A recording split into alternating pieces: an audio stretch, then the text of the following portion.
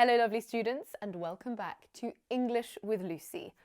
I want to know if you can relate with this. I can understand English, but I can't speak it fluently. I receive so many emails and questions from students, and the vast majority of them, in one way or another, make this same point. Do you feel that you've spent hours, days, years studying English, but suddenly when you have to speak, you go blank? The words don't come. You forget all of your grammar, you stumble over your pronunciation, and your vocabulary goes down the drain. To go down the drain is an idiom meaning to disappear.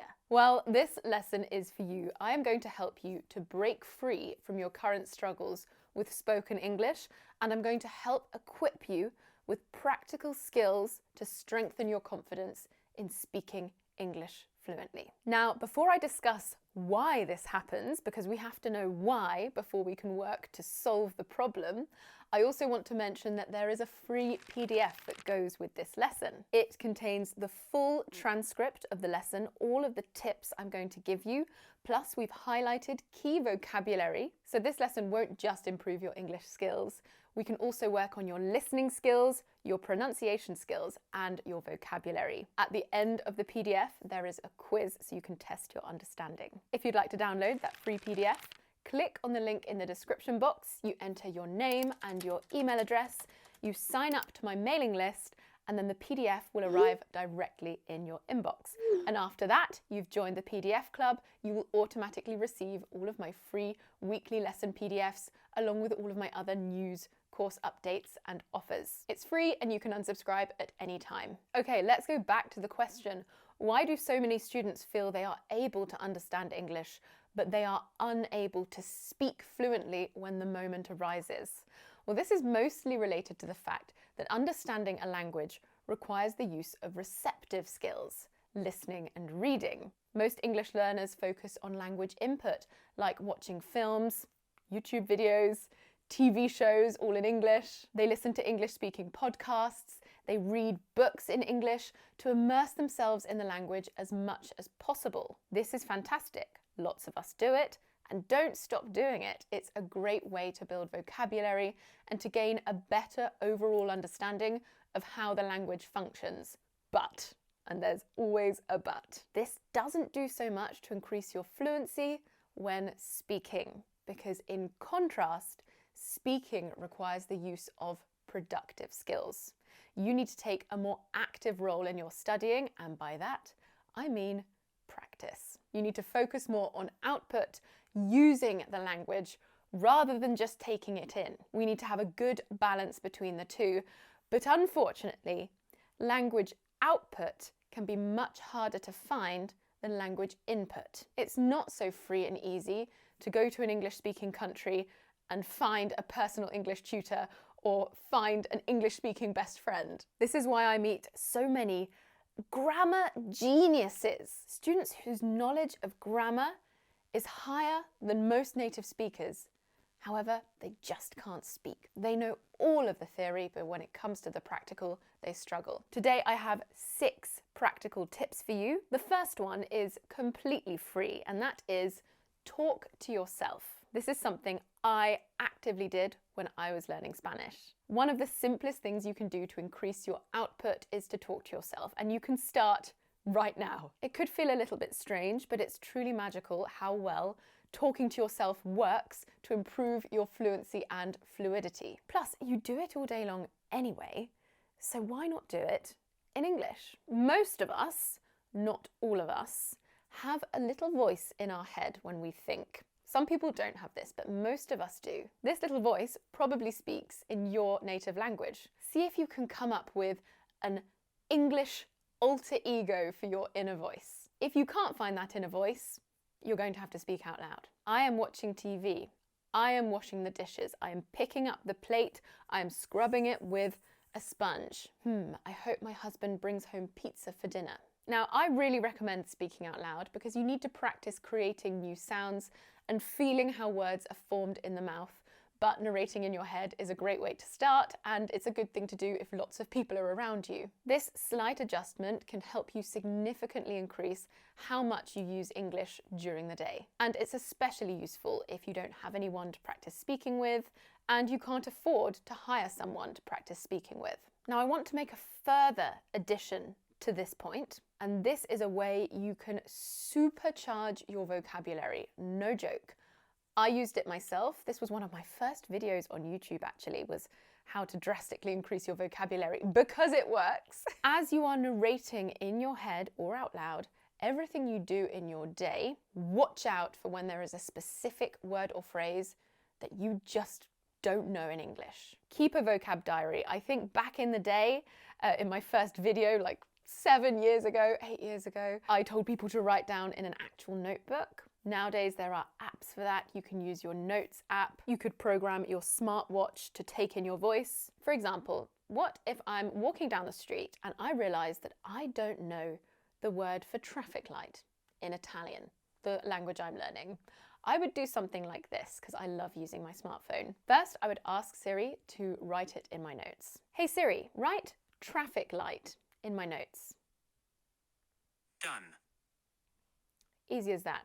Then I'll ask it to set a reminder at 6 p.m. for me to go through my new vocabulary. Hey Siri, set a reminder at 6 p.m. tonight to translate and review my new vocabulary. Okay, I've added it. Beautiful. So tonight at 6 p.m. when I've got home, I'll get a reminder to go through the new vocabulary I've added today.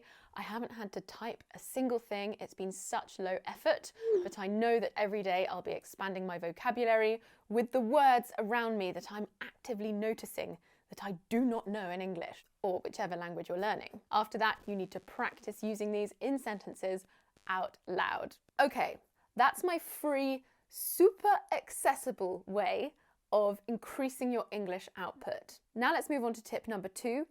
Talk to a tutor, but this one is incredibly important. Why is talking to a tutor better than talking to yourself or talking to another English speaker? 3 things, in my opinion. You can say to a tutor how you would like the conversation to go, and you can reenact situations in which you felt you failed in the past. Maybe someone at a networking event asked you what you did for a living and you stumbled over your words, got flustered, and just gave a really oversimplified version of what you do, a version that did you no justice. When you hire a one-on-one tutor, you can run through those exact situations so you never have to struggle like that again.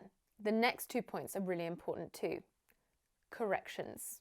You want someone who fully understands the English language, who can accurately correct you when you make mistakes. That might be your grammar, vocabulary, pronunciation, or more importantly, whether you are speaking clearly and naturally. I don't recommend aiming for absolute perfection.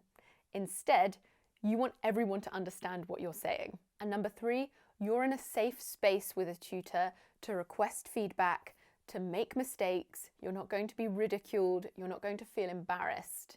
A personal tutor is someone who experiences mistakes with English learners all the time. It's literally their job. And because of all of that experience, they can give you targeted advice to make quick improvements. Now let's think back to our school days. We all had a teacher that we didn't like. We didn't like them, they didn't like us, we didn't get on. I had multiple teachers like that. Some of them absolutely should not have been teaching children when they so obviously hated children. So for many students, the fear of finding the wrong tutor gets in the way of actually finding the right one, because unlike school, this is something that you are personally paying for. You're making an investment.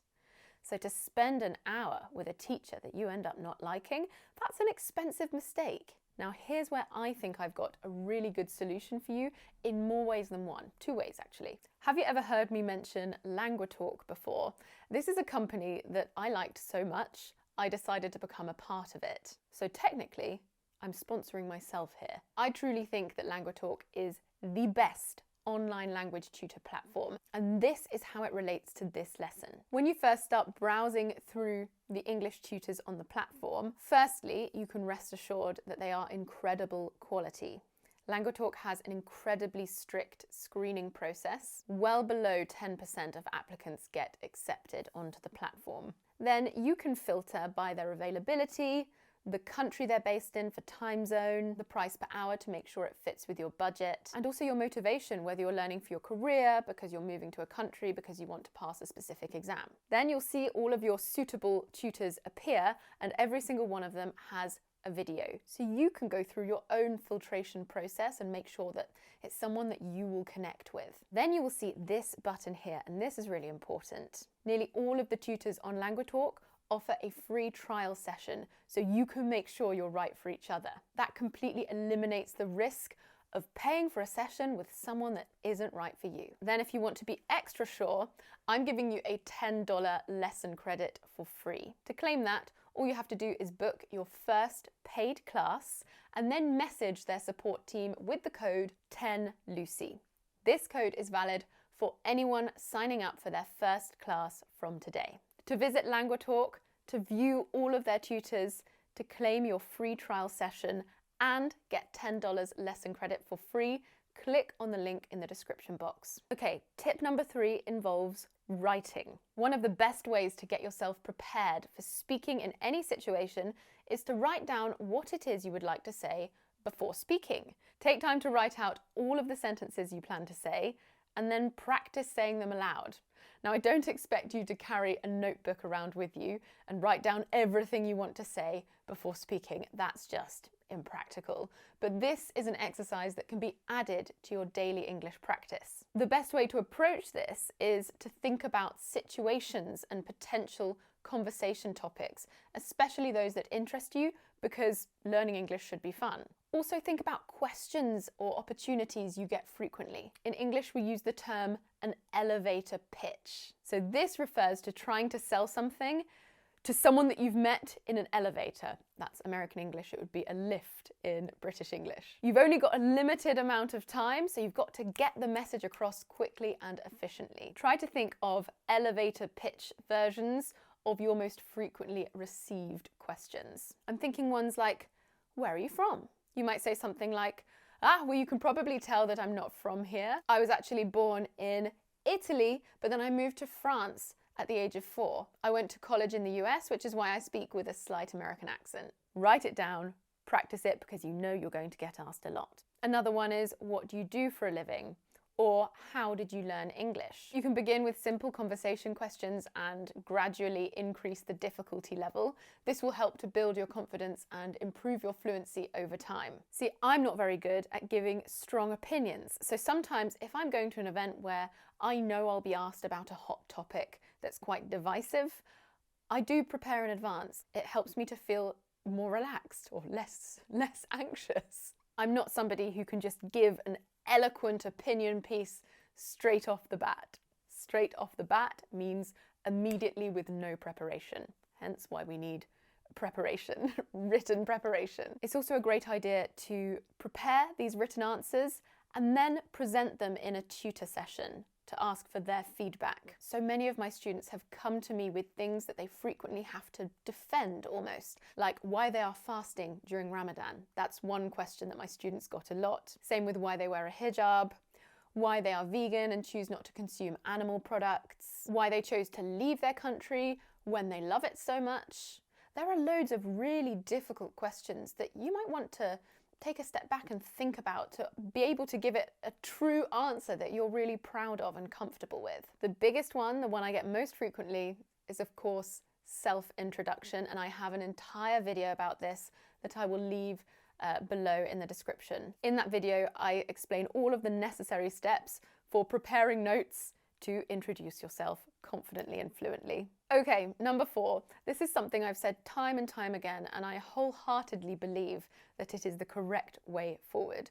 Focus on fluency, not perfection or not accuracy. Fluency over accuracy every single time. You need to be understood, not applauded as a grammar genius. To me, this means that you need to start to feel comfortable making mistakes. If you avoid speaking with people out of fear of making mistakes, you're going to have nothing to learn from. You're starving yourself of opportunities. No one wants to make mistakes. It's embarrassing and it can cause us to lose confidence. Learning and speaking in another language is a very personal, sensitive topic, but getting out of your comfort zone and making mistakes while speaking is genuinely one of the best things you can do to improve your fluency. And if you can, not everyone can, but if you can, try to have a sense of humor about it. See this as an opportunity to laugh with yourself, not at yourself, with yourself. Some of my best anecdotes in Spanish come from the mistakes I made whilst learning Spanish. I love those stories. They're so special to me. They're great ones that I can get out at any dinner party when speaking in Spanish, and I can have the entire room laughing. I chose not to be embarrassed in the moments where I made those mistakes. I chose to take a step back and laugh at the hilarity of the situation. Now, I understand it's not that way for everyone. I learned Spanish because I wanted to learn Spanish. I liked Spanish. I like learning it. But lots of people learn English because they feel they have to. They cannot progress in their life until they have acquired the skill of speaking English. So I understand how it's a bit harder to laugh at yourself when you don't even want to be learning the language in the first place. So at the very least, see it as an excellent learning opportunity. And the good news is that most English speakers and other English learners are usually pretty willing to help when you need it. You just have to ask. If I talk to a non-native speaker and they make lots of mistakes, I will not correct them unless they ask me to. So if you do want those corrections, you can say, by the way, if I make a mistake, you can let me know. And then to go back to point one, I really suggest that you keep a notebook or your smartphone ready to take notes whenever you receive a correction or just after you receive the correction so that you can review the information later. Number 5 is not for everyone, but it works really well for some students, and I've seen it in action and it's awesome.